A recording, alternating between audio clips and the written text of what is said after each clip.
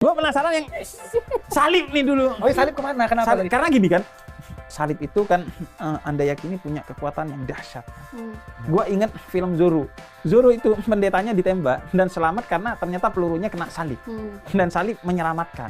Tapi kenapa salib Anda cuma jatuh udah patah? Film-film Hollywood itu kan rata-rata untuk usir setan kan? Benar. Ya. Falak. Ya, benar. kan pakai salib. Nah, posisi kalau salib itu apa? Maksudnya baik kalau dipakai, apa berpahala, apa gimana? Itu kayak simbol aja sih, Bit. Justru banyak orang yang tatoan juga salib. Kalau di Islam tuh akhlak tuh kan yang utama. Bahkan sebelum bicara hukum itu akhlak. Akhlak itu kayak kesantunan gitulah sederhananya.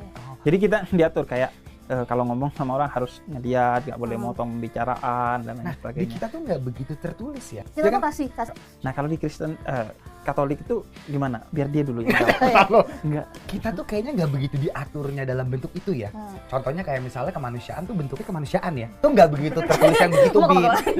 Kayak misalnya nih nggak boleh minum alkohol. Itu tuh nggak tertulis. Jadi kayak Nggak tertulis secara benar-benar kayak saklek. Saya juga ingin menggarisbawahi bahwa kita berbeda pendapat itu nggak masalah. Berbeda agama itu tidak ada salah. Jadi jangan sampai kita bertikai gara-gara kita berbeda agama atau berbeda pendapat. Seperti sekali lagi saya kutip perkataan dari Gus Miftah supaya kita semua ingat nih ya, dan juga teman-teman sumbu pendek ya. Jangan lagi kalian itu selalu menganggap bahwa karena berbeda dengan kalian, tidak setuju dengan pendapatmu bahwa ya pendapatmu Islam agama sempurna, silakan. Kami tidak setuju. Ya karena kami tidak setuju, jangan Anda merasa kami memusuhi Anda gitu loh ya. Jangan Anda mengatakan kami memusuhi Anda gitu ya. Dengar nih perkataan ini. Di Indonesia itu persoalannya adalah kalau berbeda dianggap musuh. Padahal beda itu boleh, yang nggak boleh itu bercerai. Kita memahami bahwa ini adalah konten entertainment yang dibalut dengan tentu saja ada arah atau tujuan dakwah Islam ya. Nah, kita paham bahwa ini memang dibuat untuk acara bulan Ramadan, dan sayangnya saja perwakilan dari Kristen dan Katolik tidak benar-benar menjadi sebuah perhatian di sana. Meskipun acara ini ada mengundang tokoh agama Kristen, tokoh agama Katolik, tapi diskusi jika ini memang diarahkan untuk menjadi diskusi antara agama, antara Islam dan juga agama yang lain, ya diharapkan bahwa memang tokoh yang berdiskusinya seimbang. Yang saya sayangkan memang Priska dan Onat bukanlah seorang yang memahami ajaran Kristen dan Katolik secara lengkap. Jadi ya kita memahami konteksnya adalah entertainment. Dalam salib ada jin kafir. Ini perkataan Abdul Somad. Kita tidak akan lupa itu. Ini salah satu video yang saya bahas paling awal, di awal perjalanan apologetika saya di channel YouTube ini. Ya. Jadi menurut saya pandangan Abdul Somad ini adalah pandangan yang awam sekali dan cenderung menghubung-hubungkan salib dengan kuasa supranatural. Dan dia menekankan saya menjelaskan akidah keyakinan seorang muslim. Di sini di press conference soal pernyataannya yang bikin gaduh. Ngomong-ngomong yang bikin gaduh ini nggak diapa-apain. Ya. Melihat bahwa inilah perkataan orang-orang yang menganggap bahwa ada kuasa supranatural di dalam salib. Ya. Ada kuasa, kalau bagi kaum ini, mereka ini ya, mengatakan ada jin di salib. Kayak kalau salib berarti saya dapat pahala. Enggak lah. Ya ini salib ini ya, dipakai untuk apa? Salib ini dipakai untuk mengusir setan. Wah, ada kuasanya. Nah, teman-teman, saya tentu tidak punya waktu untuk membahas lebih lanjut, tapi saya sudah bahas di salah satu konten di Hello God on Topic. Dibilang, salib kok jatuh patah? Ya tidak ada hubungannya karena itu cuman aksesoris, itu cuman patung, itu cuman benda mati, begitu. Salib itu bukan kuasanya seperti itu. Tidak seperti, dan salib itu bukan jimat seperti pemahaman banyak orang awam tentang kekristenan. Yang pertama adalah salib itu merepresentasikan penebusan dosa oleh Yesus. Salib itu merepresentasikan penebusan dosa oleh Yesus. Galatia pasal 3 ayat 13. Kristus telah menebus kita dari kutuk hukum Taurat dengan jalan menjadi kutuk karena kita. Sebab ada tertulis, terkutuklah orang yang digantung pada kayu salib. Ini ayat paling disukai salah satunya oleh polemikus muslim. Katanya apa? Yesus dikutuk, Yesus dikutuk. Mereka nggak salah, tapi mereka nggak paham apa maksudnya. Mereka pikir bahwa ayat ini justru membuat Yesus itu diolok-olok, terkutuk. Orang Kristen itu sadar bahwa Yesus itu sudah diolok-olok waktu disalibkan. Ya, jadi Anda yang muslim nggak usah kegeeran. Kami tidak pusing soal itu. Kami tahu bahwa memang salib itu lambang orang yang dikutuk. Betul itu. Tetapi masalahnya adalah Yesus mengambil jalan itu, kemudian Yesus mati, tapi dia bangkit. Itu menunjukkan bahwa jalan itu menjadi jalan yang tadinya dianggap hina, tetapi menjadi kemenangan. Ya, dianggap hina, tetapi menunjukkan bahwa Yesus itu berkenan kepada Bapa. Makanya Yesus bangkit. Kuasa salib itu dipahami orang Kristen untuk mematikan keinginan dosa. Matius pasal 16 ayat 24. Yesus berkata kepada murid-muridnya, setiap orang yang mau mengikut Yesus, dia harus menyangkal dirinya, memikul salibnya, dan mengikut Yesus. Jadi salib itu adalah lambang yang Yesus pakai. Untuk apa? Untuk menyalibkan atau mematikan yang namanya keinginan dosa. Misalnya dalam Roma pasal 6 ayat 6 mengatakan, karena kita tahu bahwa manusia lama kita turut disalibkan, supaya tubuh dosa hilang kuasanya, agar jangan kita menghambakan diri lagi kepada dosa. Meneladani apa yang pikiran Kristus Yesus. Apa itu? Dia telah merendahkan dirinya, taat sampai mati, bahkan sampai mati di kayu salib.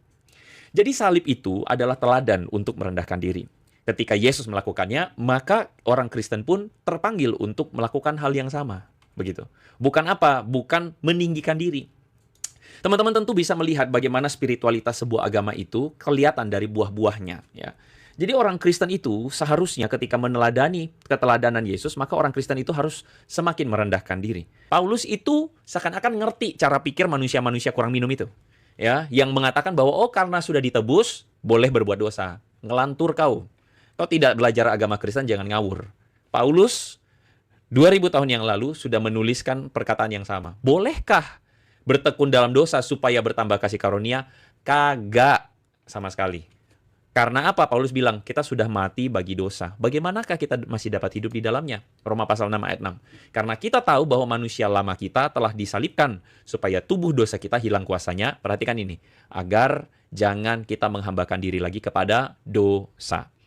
Jadi, jelas-jelas Paulus mengatakan bahwa kita adalah orang Kristen yang tidak lagi hidup di bawah kuasa hukum Taurat. Tetapi itu bukan berarti membuat kita lantas kemudian berbuat dosa sekenanya. Tidak. Nah, ayat ini saja dengan jelas menunjukkan kepada kita bahwa orang Kristen yang diselamatkan itu harus punya pertobatan. Tidak boleh lagi hidup terus-menerus di dalam dosa. Matius pasal 3 ayat 8 mengatakan, hasilkanlah buah sesuai dengan pertobatan. Jadi orang Kristen itu menekankan pertobatan. Kasih, sukacita, damai sejahtera, kesabaran, kemurahan, kebaikan, kesetiaan, kelemah lembutan, dan penguasaan diri. Jadi ada aturan hukumnya. Oh ada, gitu. Ada aturannya. Tetapi seringkali itu disalahpahami orang. Karena dianggap kasih, nggak punya aturan. Salah banget. Itu tadi yang pertama ya. Nah, apakah Kristen tidak punya aturan? Enggak.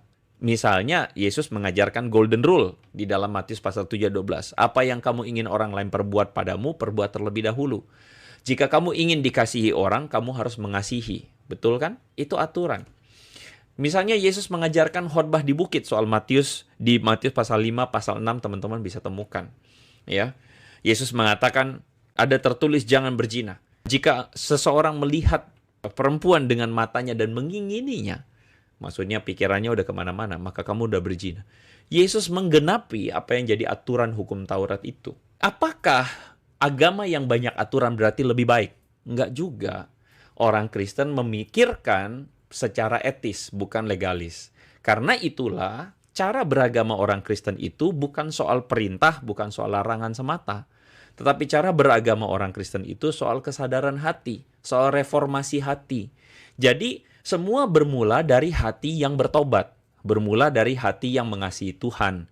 Kalau hatinya mengasihi Tuhan, maka yang saya lakukan apakah ini boleh atau ini nggak boleh. Semua kembali kepada keputusan etis. Nah, itu cara beragamanya orang Kristen, begitu loh. Kesadaran hati. Jadi teman-teman, saya berharap teman-teman itu melihat bagaimana perbedaan cara pikir orang Kristen dengan agama lain. Kita kalau dituduh mengatakan, karena Kristen aturannya kurang, berarti kurang sempurna. Itu salah banget. Cara pemikiran seperti itu adalah cara pemikiran yang salah banget. Semakin beranjak, semakin kurang aturannya. Anda mungkin tidak setuju sama ini. Malah yang kuliah sudah tidak lagi dibatasi dengan jam sekolah. Sudah tidak lagi dibatasi dengan, nah ini teman Pak DPR ngomong bener nih, periksa kuku. Udah nggak lagi diperiksa kukunya. Udah nggak lagi aturan rambutnya, udah nggak lagi aturan. Kenapa? Karena dianggap sudah dewasa, mampu berpikir dewasa.